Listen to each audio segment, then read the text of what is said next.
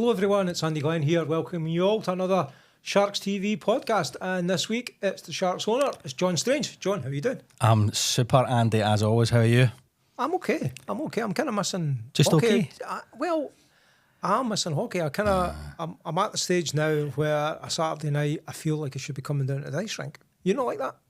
Every day, aye. But every day. You're here every day. I'm here just every about, day you almost know? as it stands, yes. Yeah. You should come down on a Saturday night. We've got some events coming up over the next, hopefully a few Saturday nights once the football finishes. That was one of the things I was going to chat with you about, the Euros and all the rest of it. Yeah. The big screens up in the bar, it's looking great, isn't it? It's looking brilliant, yeah. We've got I think it's a 98-inch screen, so it's pretty big. And I think we've got 4 65-inch screens. So, been showing the Euros. It's not gone, I'll be honest, it's not gone according to plan. There's not been that many people turn up to watch it, but that's football, I suppose. This is an ice rink, yep. So it's an ice sports venue, so to speak. But Wimbledon's on at the moment, so I was watching a bit of Wimbledon there.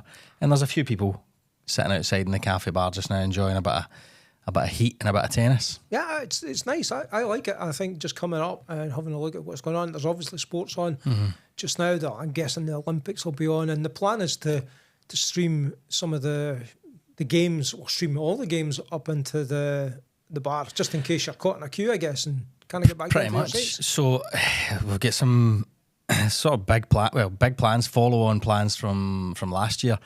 Now that we've got the tellies upstairs, the plan, all going well, as the live feed from the game from the stream that you so eloquently commentate on will be broadcast upstairs in the cafe bar, with or without sound. I suppose it depends if you're up for your voice being heard throughout the building, Andy. Of course I'm up for my voice being heard around the building. But yeah, the plan would be during a game, that when you're upstairs in the bar and in the cafe, if you're caught in a queue like you say or whatnot, you'll be able to watch the game on the screen, and it will be there shouldn't be a lag.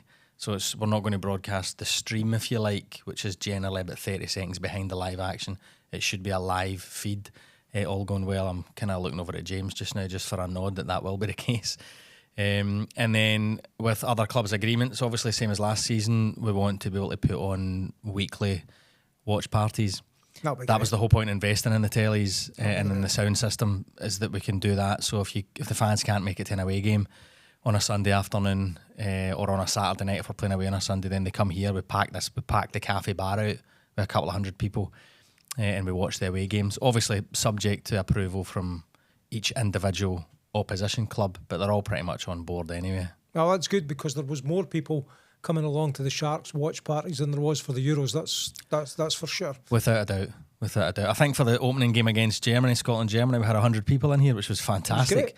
But for some of the watch party events that we kind of test ran last season, we had upwards of 60, 70, 80 people at them. And that was with very little marketing, not a lot of people known about it. Whereas I can state right now, providing the opposition club agree, we'll be showing the game upstairs in the cafe bar when the team are playing away. So I think we're limited to 150 to 200 people.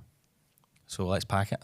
Well, I'm hopeful that throughout the season I get some of the away teams commentators to join me for the stream, and hopefully they'll return that. So my voice will be on here in the watch parties as well, if I can get to these away games as well, given a bit of Sharks flavour. Because what I don't like we'll about just put it on mute at that point. What I don't like about some of the streams is they can be really, really biased, and I try really hard not to be in mine.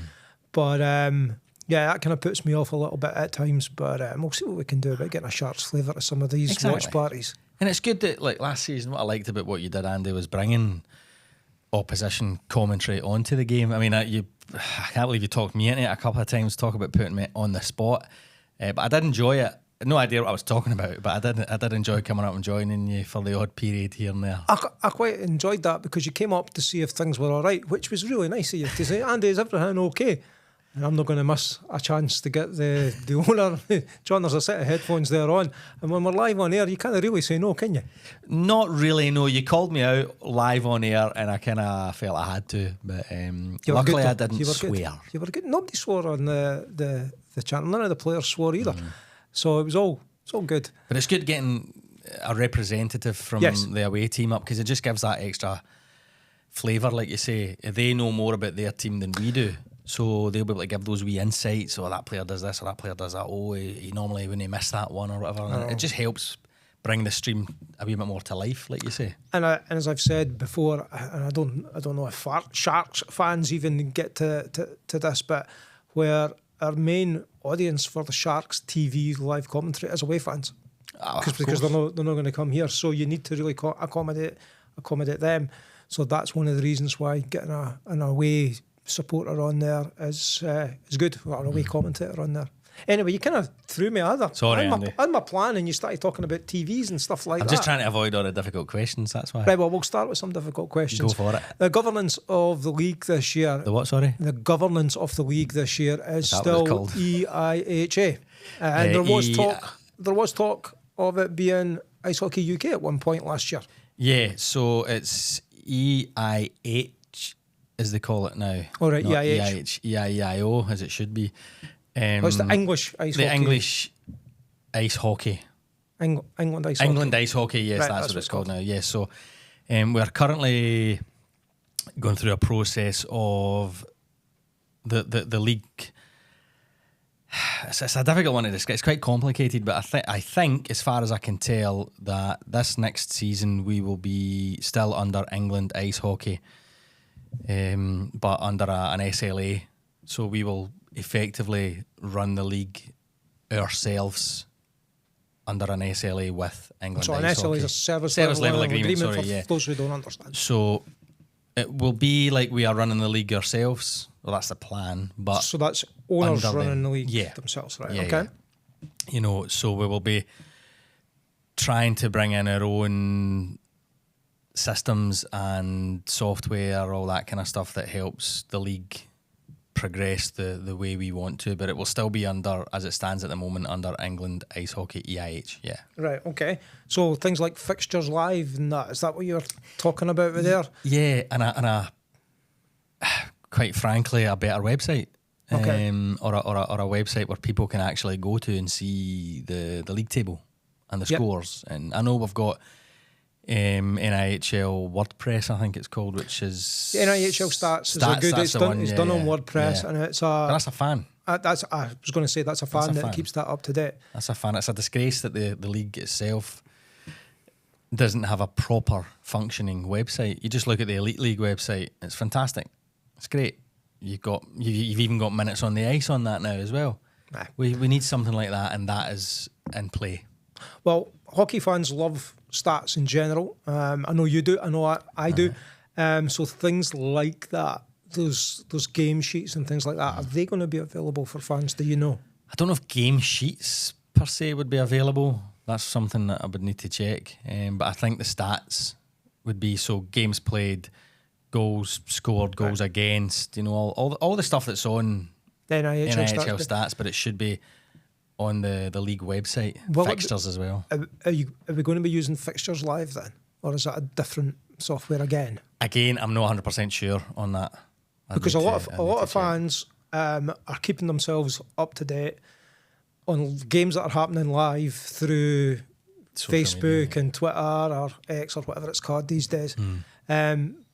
What they would probably like is a very simple app, website or something where the minute a goal goes in, it's updated. It's Is updated. Is that? That's in the workings. Yeah, so that's the aim. Yeah, that's the aim. The aim is, it's like anything, the fans are the lifeblood of any sport, and we all, as owners, we all know that. The last time we met a couple of weeks ago to discuss all of this, it was like we have to give the fans a better offering and information, stats, results, fixtures, bans, anything like that need to be Well, more available. There's one that probably everybody's interested in. The Department of Player Safety last year had.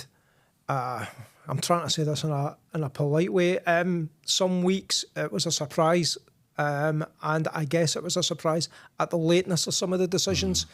When players are on buses and en route to games, which would be a frustration. I thought I'd done that pretty well, actually. Never mind John. players, coaches as well. No, I wasn't even Listen, going to go down that it's, road, but how is that going to work then if you guys are running it? it'll no be a surprise to anyone that knows me anyway, the issues I had with the structure last year and DOPS in particular. In fact, I'm still waiting on a response to 2 or 3 things from last season, which I'll probably never get. Quite frankly, my honest opinion is it was an utter shambles. Utter shambles. So, the plan this year is to have a slightly different DOPS approach, whereby the clubs are all going to buy in to having the games watched. Now, this is in the planning at the moment, and I'm hoping it'll happen. A bit more like the Elite League, whereby DOPS watch the games live and try and make their decisions within 24 hours, if you like. So if something has to be reviewed, it's reviewed by the DOPS panel there and then, if you like, and decisions are made. And if a ban's enforced, it's enforced. One of the key things that came up during some of the chats recently was, let's try and keep the players on the ice as much as we can. All these 4-game ban, 5-game ban, 12-game ban, 15-game ban, it's ridiculous. Let's keep the players on the ice. But, and I'm going to be devil's advocate here, at the start of the season, the rules come out, the tiers for the punishments are listed for all to see, including fans. I don't think fans necessarily pick that up, but through the season, there are different tiers on the severity of the penalty. How is it going to happen rather than being a gut feeling which will result in inconsistencies? So I suppose, again, it's the flow of information. So I would hope that if and when the new website for the league is up, that there'll be a section on it which has the tariffs, basically. So if it's a check to the head, it's this. If it's 5+ game for whatever, it's that. And if it needs to be reviewed for a more severe punishment for whatever that may be, then the decision is made quickly, and then everyone, coaches, players and fans alike, are all fully aware of it. So DOPS will be watching in this proposed plan. Yes, we'll be watching the game. Is that no re-officiating a game as it's getting officiated, or are they just looking at? I suppose they're looking at major incidents. So major incidents or major penalties? Just penalties or major penalties? It's not there to review a game during the game, as in pick up the phone and I get phone and say, by the way, the ref got that wrong. It's not. It's if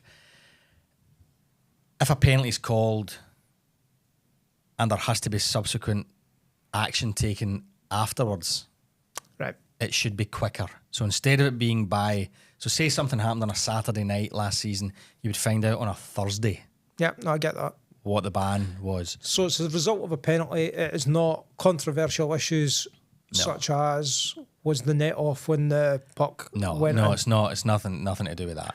No. But we're not a million miles away. If we're reviewing games live, there's an argument there that says critical incidents that may decide a game. Did the puck cross the line? Yada, yada. You're almost at the stage of being able to do video review by officials on the ice. Yeah. So again, that comes down to every team in the league and the resources that they have. I'm a big advocate for video review, but you need to have a minimum setup. So again, through discussion, we spoke about every club streams anyway. So every club should buy into having a main camera and 2 cameras behind each goal. That gives you a better chance to review things. You've got 3 views. Now, I know there was controversy at the playoff weekend final. Yep. And I think it's been discussed at length now that we will hopefully bring in goal line technology for the playoffs. So if the puck does cross the line, it's crossed the line. So it's not VAR. I get what you're saying. Goal line technology. It's a bit like NHL. Yeah. And that you can maybe a coach's intervention and things along those lines. I mean, me personally, and this is only my personal view, I would love referees to be able to quickly check a video review of something if they wished. I would on a major penalty certainly, or a major incident, I'd love them to be able to skate over and quickly review it like they do in the Elite League. You get your coach's call, your coach's call and all that. It doesn't happen that often, though. It doesn't happen that often. That's the thing. Because if you lose the call, you get a 2-minute bench penalty. But there has to be consistency throughout the league. We can offer that. The system and the setup that we've got in here next season, we would be able to offer that service to the referees. Mm-hmm. But it's unfair of us to offer that to the referees and then say Romford, or the Raiders rather, don't, or the Bees don't, or Leeds don't, or whatever. It's unfair. But we would like to do it. But if you're getting down the road of the owners are controlling the league and they want a consistent department of player safety and things like that, there has to be minimum standards, as you just said. Yep. There has to be minimum standards. I'm getting dragged away into this. That's all right. We could talk all day about video review and about video stuff and where better, I think it might go. The bit that I was hopeful to get at is the governance of the league. So, Department of Player Safety, there is a plan to. There's a plan to improve that. To improve that. Any idea when that's going to be confirmed by the league, or will it be the league? Will it be EIH? It'll probably be the league that'll confirm that, and I think it would be pretty soon. I would think. Okay. Hopefully. Anything else that we should be seeing in terms of the league coming out soon? Fixtures. I mean, as it stands today, when we're recording this, they're just literally getting finalised at the moment. I think I've got a draft set. How's it looking? Well, we play every team in the league, Andy. So we play every team in the league, but we didn't play them all the same number of times. I think the way we're going to I think the way they're trying to work it is the teams who came here twice last season will come here 3 times, and the teams who came here 3 times last season will come here twice, bar maybe 1 or 2 anomalies within that. So we still play the teams that we played 6 times this year as well? Should be. No. It'll change. Well, it can't be then 3 and 2 for the other ones. It will be though, because the teams that came here will only come here twice. If they came here 3 times last season, they'll only come here twice. But that doesn't necessarily mean we'll go there. But did we not play 4 teams, 3 times at home and 3 times away last year as well? There'll be a couple of them as well. So that'll be the same teams. There'll be some double headers as well, because obviously we like the double headers up here. So we like the double headers up here. We also like them away. Got a couple. A couple? Yeah. That's rubbish. Couple Need more than a couple. You're not going to give me any more in this fixtures, are you? Sworn to secrecy. Aaron Nell would. Trying. Aaron Nell's a big guy. I'm not getting in the wrong side of him. I'm not getting anything away. He's about 400 miles away. I'll be seeing him in a matter of weeks. Oh, you are seeing him anyway. So we're playing Swindon sooner. No. I'm just getting together for a wee walk down the canal, holding hands. So. Just be careful. Didn't stand on the side nearest the water. Right. So fixtures are coming out. They'll be coming out soon. Yep. And they might even be out by the time this podcast goes out. Okay. That's how close we are to getting them ready. It's really good that the playoffs are announced already. The dates for the playoffs, because that's Easter weekend next year. Next year, yeah. So if you're a Sharks fan and you think we're going to get to the playoffs, we're going to get to the playoffs. There's no thinking about it. Exactly. Get the hotels booked now while they're still cheap, I would suggest. And that's a good thing to get that in advance, because people can start to plan. Definitely. Sharks fans do like to travel, they like to plan. So as soon as those things come out, it'll be good. Are you happy with the fixtures? It's difficult to tell. Obviously, we went over the draft fixtures with Peake, Stunny and Martin. And JT had a look at them as well. And it's difficult to tell. You look at it and you think it doesn't matter how you dice it up, we're the furthest away from everyone. Yeah. So that's it. It doesn't matter whether we're going to London on a Sunday or whether we're going to Hull on a Sunday. It's still a trek. Is it still pretty much Saturday nights? Should be. Sharks at home. Should be. As it stands at the moment, without any changes, we won't have any midweek games and we won't have any Friday games. No Friday games for the Sharks? Friday games, no. Okay. Other than the pre-season game against the GB under-20s. It's looking like it'll be primarily Saturday at home, and then a few, I think 4 double headers where we will be Saturday, Sunday, and there will be a few occasions where we will play a Sunday at home. Okay. Away a Saturday, a Sunday at home. Because, it's a difficult job. I said this last year when I spoke to you. It's a difficult job that Aaron Neil's got, trying to please everyone and trying to put all the fixtures in that suit the areas and the cities and the towns as well. Leeds, for example, they have to be very careful when Leeds United football are playing. They can't both play at the same time because there's road closures. It's as simple as that. Same with Sheffield. You've got the Sheffield Steel Dogs and the Steelers. They can't really be playing at the same time. It's not quite the same for us with Queen of the South. They're not quite at not that level. The same. Although parking can be a nightmare at times when they are playing at home. But we've also got, an internationally renowned ice rink here, facility. Yep. So we have the Curling World Championships, we have Figure Skating World Championships, we have things that we have to allow, that's the wrong phrase to use. There are other sports that use the facility that we have to share it with, so we have to, have to come and go a wee bit. Martin indicated that when he spoke to me the last podcast, that Trophy de Corse and the curling and the World Championships would be there, and we would have to work around that. And we know when these are in the calendar, so Sharks fans should be able to work out when we're not going to be at home for a while. Yeah, there'll be like a 1 week period, I think, just before Christmas, and then a 2 week period in February maybe, where we're not at home for a couple of weekends, and then I think in April as well. That's when the women's under I think it's under 19. Is it under 19? Under 20. The women's World Championships are on. It's under 20. So that's right in the middle of playoffs as well. So that'll be an interesting one. Have we got ourselves organised for practice and things like that at those times? It's all sorted. Genius. I'm liking that answer. All organised. Oh, it's good. It's good. In terms of other things that are coming out soon, you mentioned jerseys. Yes. Jerseys, finalising the designs as we speak, probably by the end of this week, hopefully. Again, don't know when this podcast will go out, but pretty much almost there with the jerseys. My good friend David, ex-owner, is still taking to do with that, yeah. Brilliant. David and Phil and I are still best of pals. Always will be. And David and his creative team did such an amazing job with the jerseys last season. It was actually one of the first things I said to him when the change of ownership went through. I was like, I'm only going to agree to this if you agree to design the jerseys for us again. And to be fair, David's, it's almost like he's never left, really. We talk almost every day.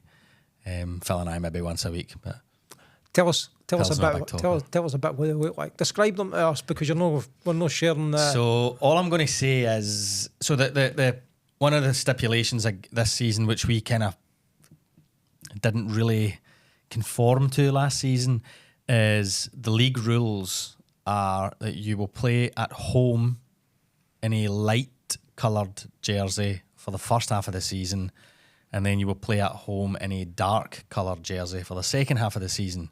We kind of had that the other way round last season. Go figure. So we will have our light. So instead of calling it home and away jerseys, it's light and dark. You've maybe noticed that if anybody's bought any on loans, which are still on sale on the website, by the way, you'll have the light jersey, you'll have the dark jersey, and then you'll have the alternate jersey. So the dark jersey, without giving too much away, the dark jersey will be very similar to last season's dark jersey, but more adapted. The light... Whoa, rewind. More adapted. What does that mean? You need to get David on and ask him. He's the designer. I gave him the ideas, what was in my head. What ideas did you give him then? Just to mix it up a wee bit. So I'll give you an exclusive then. The light jersey will not be white. Oh. What colour will it be? Not white. That's no use. You just need to wait and see. Now, that might be a bit controversial, but you'll love it when you see it. You guarantee me I'll love it? Of course you will. What you're going to love even more than that, though... But I don't like yellow. Is the alternate... It's not going to be yellow. Right, it's no yellow. Right, the alternate jersey... The alternate jersey is going to blow your mind. Why? because there's a theme to it. What's the theme? I'm not telling you, Andy.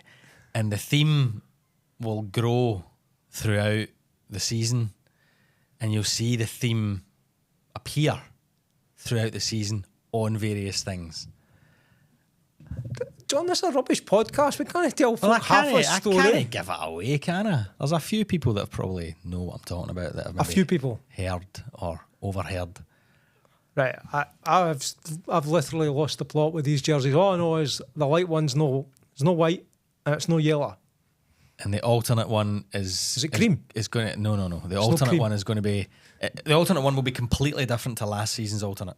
Right, okay. Completely, probably completely different than you've ever seen before. Is it going to be one of those ones that fans are just going to go, I want that? I would hope so. It's going to be one of those ones people are going to go, that is amazing, or that is honking. So just need to wait and see. Well, if you think it might be, I'm going with what John's described, there's a theme, there's all sorts. You've not seen it yet, but there are owned and loaned available just now. If you're desperate to get a hand on something that might be amazing or it might be bouffing, there's the time to take a wee chance. How much are they worth these days? How much it costs to get an own and loan? So 2 warm-up jerseys are $150 own and loan, and game jerseys, so light, dark and alternate, are $200. Same as last season. We basically frozen the prices for pretty much everything. Pretty cool. And there's going to be you gifting the fans gifting the own and loan handover night. They're going to handover night to give the player the shirt, and then at the end of the season, the player will give you it back. Yeah, I suppose not a lot. Last season, we found that a lot of people didn't not grasp the concept of own and loan, but weren't 100% sure what an own and loan was versus what a player sponsor was. Yeah. So maybe if I take this opportunity to let people know. Go for it. So an own and loan is exactly as it sounds. You own the jersey. It's my jersey. Yeah, but you loan it to the player. So if it's your jersey, Andy, and you're playing for the team... No, calm that down. Right, Mason Alderson then. Right. Let's go with him. So if you buy Mason's light jersey, own and loan, you own that jersey. Yep. Right? And you give that jersey, you loan that jersey to Mason at the start of the season. He wears it for the season. And then at the end of the season, he takes it off, stinking, and he gives it back to you. And it's your jersey. And at the bottom of it, it says, owned and loaned by Andy Glen or James Strange or whomever it may be. That's the concept of own and loan. The concept of player sponsorship is a more commercialised entity. So that's for businesses. And then if it's a business, for example, Yamas Deli, who are one of our new sponsors from around the corner. So if they took a player sponsor, they sponsored Callie Robertson, right? Their business logo would be on the back there, and that Callie Robertson would be the Yamas Deli sponsored Callie Robertson. That's different from own and loan. Yeah. See? So own and loan for personal people, own and loan for individuals. They own the jersey, they loan it back, they get it at the end of the season. Player sponsorship is more of a commercial thing for businesses. Absolutely. Hopefully that makes sense to people. I think that makes sense. If you don't understand, just message Andy Glen because he now knows. Well, I'll tell you what, you mentioned Yamas Deli. I went round there the other day, last week I think it was, simply because they sponsored the Sharks for the first time. And their halloumi box, the fried halloumi, superb. Loved it. They're lovely. They're all lovely, and they're right into it as well, which is great. In fact, we've got a whole host of new sponsors this year. How's sponsorship going? It's going okay. You know me, Andy, I'm always going to moan that we've not got enough. We've never got enough. We're competing with football next door. Dan, who's the commercial, well, he's now the CEO, I suppose, through next door. He does an outstanding job on sponsorship. But he's got a football team there, and people inherently sponsor football because they've grown up with it. Yeah. We're the new kids on the block. We're the fastest growing sport in town. You just need to look at our numbers towards the end of the season. Last season, we are the place to be on a Saturday night. It's exciting. So trying to convince businesses to do that, it's hard. It's really, really, really hard. So for Craig and John and myself, we've been at it all off season, and we're still on it at the moment as well. We're just finalising the jersey sponsors at the moment. There's a couple of spaces left, and we're waiting on a few sponsors deciding whether they're coming in or not. But you'll see when the ice goes down, there's a whole host of new sponsors on the ice as well. So companies and businesses are buying in. It's just taking time, and if there are any businesses that are in this area or even out with this area that want to join the Sharks, then I would urge them to send a message through the YouTube channel or commercial at sharksihc.com. What we offer to our sponsors, I guarantee you, is second to none what they'll get by the end of the season. You're obviously going to be a big part of that, Andy, because one of the things that we're offering every single sponsor, no matter whether they are a small sponsor at £500 or a big sponsor at 10 grand, they will get a chance to come on and do their own little podcast with you, and then they'll get the footage to use on their socials as well. That, if you were to go down a commercial route and speak to a podcast company for something like that, you're going to pay thousands of pounds for that. Never mind what it would cost to get the legend that is Andy Glen on it. It's not so much me, but it's the quality, the stuff that James produces is really good, isn't it? Yeah. So you'll see a lot of that through the season. We're going to work on that through the season. All the new sponsors, we'll get them in. Shy or not, I might have to sit beside a couple of them if they don't want to talk too much, and I'll kind of help get it out of them. You're ridiculous. Anything to get on a podcast. To get in front of camera. I tell you. But you'll see that as the season goes on, and other businesses will see that and they'll be like, oh, that's quite interesting, that's quite good, Like you probably saw Kieran Hare's video that we filmed round in Jefferson Barbers. Of course. He loved that. It was great, wasn't it? Absolutely loved that. What a fantastic individual. What a great human being that guy is. Loved him. And I think when you start to see the sponsors, the local sponsors, it makes you want to visit their stuff, because they're giving stuff to their club. Yep. So, Sharks fans, as I'm saying, I went round to Yama's Deli. You go to the Barbers now. Exactly. That's how it works. That's what sponsorship's about. Exactly. Well, the thing obviously you're the owner of the Sharks. And I've said this on podcasts before, we've kind of got two success stories running alongside each other. There's the off-ice game night experience stuff, and there's the on-ice results performance thing. Mm-hmm. So we've clearly got a structure where Martin and his coaching staff are looking at the on-ice stuff. You've got Craig and John Dunbar looking at the off-ice stuff, and John's obviously on-ice as well, and you're kind of coordinating all of Keeping that. it all together. I was going to ask you, because you're yourself this season, and yes, you've got more time, are you doing the work of at least three people with Phil and David no participating because they're not here? Well, that's a really tough question, Andy. Because if I say yes, then if I say no, it sounds like the other two never done anything. So, but you've got structures in place now with better, clearly defined roles, is what I was getting at. Yeah, what we've got now is a year under our belt, which is worth so much. There's no shortcut to it. You just have to experience it. We've got the numbers, we've got the figures, we've got the experience now. So, am I doing the work of 3 people? Some people may say I'd do the work of 23 people when you see me running about the place, but we have a structure in place now, which is good. Martin's got his role with his coaching staff, and Craig and John. Obviously, John's role will dissipate ever so slightly when it comes to starting again to play. But Craig's will continue because he's not playing this season, so he will hopefully he'll take a huge amount of pressure off of me on the run up to a game and during the game as well, where I might actually get to sort of stand and watch a game instead of running about the place like a madman. And we've always been, since you guys took over and since you took over, being really innovative. There's been loads of new things, almost in a game by game thing. It's like, what's different this time? We've already talked about the big TVs and live streaming up the stairs. What else are we going to notice at the start of the season? Right, so hopefully, all going well, you'll notice that Sharks TV's going to move, and I'm probably making a rod for my own back by saying this here. Council agreeing we're going to move Sharks TV over to the other side. James is staring at me as if, don't say this just now. And then the stream will be from the other side. So when you see the stream, you'll be able to see most of the crowd and stuff like that as well. I'm going to give you my, you know me, Andy. There's, you know, if anyone knows me, they know I love Harvey Specter from Suits. Don't know if anybody's ever seen Suits, right? Brilliant programme. If you've not seen it, watch it. And he's got a thing that he says, life is here.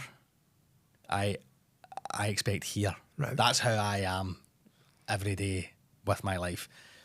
I always want up there, you know. Shoot for the moon. If you don't get the moon, you might catch a few stars on your way, you know, all that kind of stuff. I have plans, or we have plans, for the game night experience to be phenomenal. And I don't just mean from the stream perspective. I'd like to see us have a game night experience like no other, whereby the technology that we've got is brought into play, the amazing volunteers that we've got all pulled together, and people from all over the world.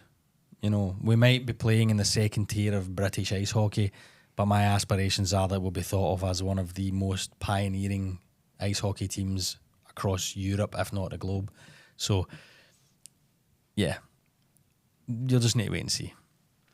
Can't I say you'll need to wait and see, right? So Sharks TV will move. Well, the Sharks camera, TV will move. the camera will move. Sorry, I'll still be blithering up the back of the. We're not sure stand. where we're going to put you yet, Andy. I'll be somewhere in a closet with a The plan is TV. to try and, if anyone's seen an ice hockey game on Premier Sports or whatnot, the plan is to try and have us have a show.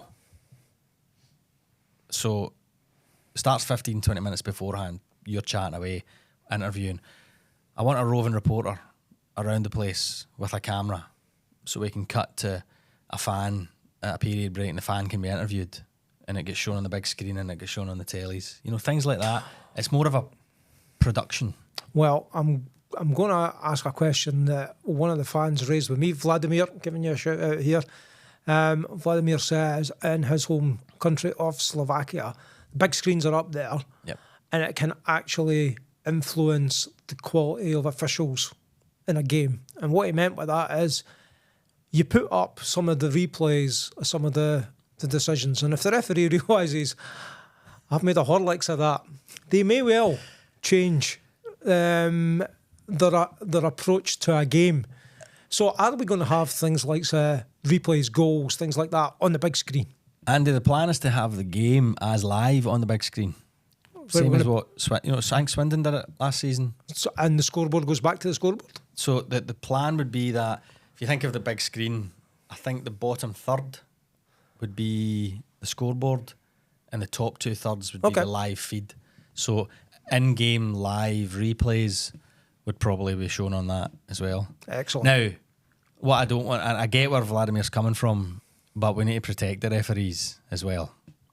So we can't point out their mistakes. We want to point out a mistake. We want to point out mistakes. It's We were showing replays. Mm-hmm. Yeah, we're leaving it. No, we can do that. I think we should give the referees. I think we should give them an iPad in their changing room, so they can watch the stream on it, so that they can. Because listen, everyone makes mistakes. But see, if I'm a ref and I come off and I think I wasn't sure about that, and there's an iPad that they can flick back and look and go, actually, I made a mistake there. But it's past. You know, doesn't matter though. At least they know and they You're learn getting from into it. Vladimir's mindset here. We'll see. So yeah, the plan is to have. So things like that, we things. will see. Yep. Anything else that you've got? We're going to utilise the big. So the big screen got added just at the start of last season. It's not been properly utilised yet. The plan is to have it used a lot more. You know, there's going to be sound connected into it as well, so we can play some videos beforehand. All the sponsors' videos will go on it beforehand. You know, when we do the interview at the end, you'll be able to see it on there and see it in the TVs up here as well. You're going to do kiss cam? We're going to do kiss cam, cuddle cam, me and my wife on slap first, cam. You know, like that's what we're wanting. It's your turn at the bar cam. You know, things like that. Yeah. Brilliant. Can't wait. Oh, it's going to be brilliant, Andy. It's going to be brilliant, and on ice as well. You know, I see a lot of fans. Martin and I were talking about this all day. oh, there's 23 slots and we've filled X amount, which leaves this and that and the next thing, and hopefully it's all going to be new faces and whatnot. And, you know, as Martin said in the podcast, no team goes out there and changes 5, 6, 7, 8 players. They'll change 2 or 3. If you change half your team, we go back to where we were at the start of last season, where it's new folk coming in that are not experienced. Exactly. I think what we lost the first 7, 8 games. First 7 in a row. Right. If we'd won half of them, we would have made the playoffs. No, we get that. We get that. We weren't far away, but we did need to make some changes, in my opinion. And I think Martin will say trust the process, and fans will hate me saying that, but you have just got to trust the coach. Has it been easy getting players? We've got a philosophy here that Martin talks about regularly, and it's person first. So the minute any chat with a player starts to go money, we open the door. See you later. Not interested. Other teams in this league, this is no surprise to people that there are teams in this league spending way more than they should be. When you say way more than they should be, is there a cap? There is no cap. No, there's a gentleman's agreement apparently. Right, there is. Apparently, there's a gentleman's agreement. Some agreement that the weekly amount shouldn't exceed X amount. I'm not going to tell you what that X amount is, but there's no way checking that. It does, and there are teams in our league paying players a weekly wage that would make your eyes water, and we're not willing to do that. We've got 1,000 to 1,200 people in here maximum. We can only bring in so much revenue. We have to be sustainable. So we're not going to break the bank for one single player. Excuse me. However, a team is far more valuable than a player. And that's what Martin looks for, and that's what I buy into, and that's what the rest of the coaching staff and Peaks and Dunny buy into. You know, it's amazing listening to John this season talking about last season. John focused quite a lot on himself and his playing and getting used to this league and this style of play and whatnot. I don't think I've heard him once this off-season talk about himself. All he spoke about is what he's going to do with this player and what he's going to do with that player and how he's going to help this player and how he's going to help that player. I think he's realised he's a kind of elder statesman now, and with Struan stepping back, you need that leadership from the more mature players, especially someone as good as John Dunbar. If I'm a young hockey player, I'm zipping that and opening them up and listening to John and taking on board what he's got to say. So as a team, we've also got a team full of players, the guys that have re-signed already. They've already had a year's experience in this league. So we're going to have Callie Robertson for a full season. We're going to have a fighting fit Mason, which we didn't have last season. And then some of the other players that have re-signed that will know the league better. Yes, we're losing Struan and Peanut and Ross Conley and Callum McGill and whatnot, but we've brought in a couple. I mean, you saw the podcast. You did the podcast. Joe Coulter is the difference that guy is going to make in the changing room and on the ice. I think everyone out with this place is underestimating that. The guy is infectious, and everyone's standards will up and up. You know, and with John Dunbar taking on that role, everyone will up. And if we just raise everyone's levels a little bit, all of a sudden, you know, we're a team challenging. But I'm going to say what every fan's saying when we say we kind of change 5 or 6 players per year.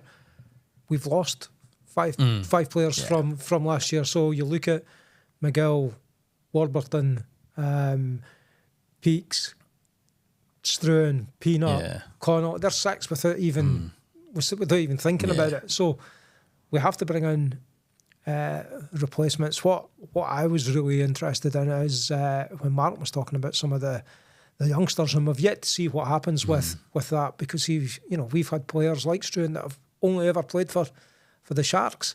Yeah. And I quite like it. I quite like the idea of watching some of the youngsters if they come through and they grab their chance, because it's just you see it in football all the time. People talking about the youngsters coming through. Give the youngsters a chance. Well, you can only do that if you've got them in your squad. This is very true. Yeah, obviously the league rules state that you've got to have we have to have the 2 under-18s. So the 2 under-18s from last season are now, well, by the start of the season, will not be under-18s anymore. So there'll be 2 new under-18s. 2 new under-18s. So what happens with those 2 under-18s now?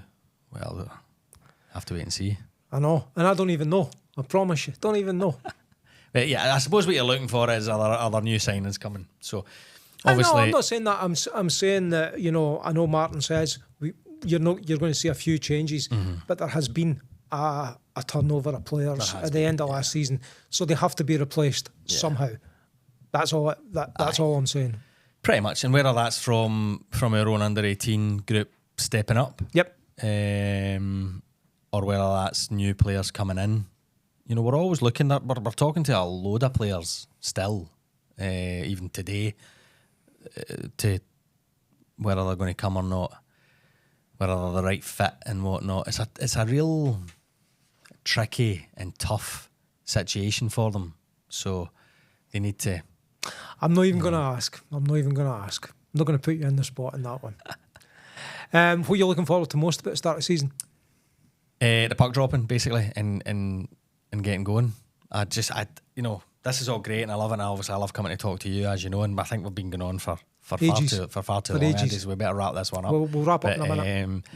I just want the puck to drop and the players to be on the ice. We are going to be a different team this season. Mark my words. Different good?